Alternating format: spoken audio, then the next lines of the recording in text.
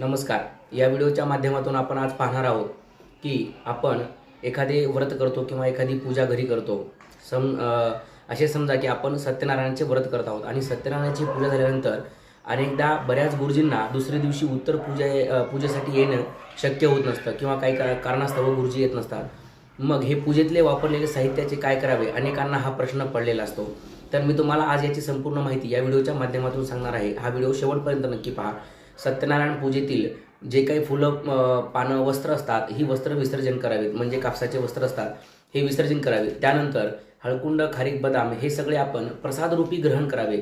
हळकुंड असतील, हे हळकुंड एका लाल कपड्यामध्ये बांधून हे आपल्या तिजोरीत ठेवावे. बदाम, खारीक हे आपण खाव्यात. आणि सुपारी जी आहे ही परत आपण सत्यनारायणचे व्रत एखाद्या दिवशी करू, त्या दिवशी पुन्हा परत वापरले तरी चालणार आहे. आणि नारळ जे असतं, हे नारळ प्रसादरूपी आपल्याला आशीर्वाद समजून आपल्याला गुरुजींनी ओटीमध्ये दिलेलं असतं. ते नारळ असलेली फळं ही सगळ्यांनी आपल्या परिवारामध्ये असलेल्यांनी ग्रहण करायचे आहेत. त्यानंतर गहू तांदूळ असतील, हे सुद्धा आपल्या घरामध्येच आपण त्याचा भात असेल, तांदळाचा भात असेल किंवा गव्हाची पोळी, हे सगळं तयार करून आपण ते ग्रहण करायचं आहे. अशामुळे आपल्या घरामध्येच ती ऊर्जा निर्माण राहते. धन्यवाद.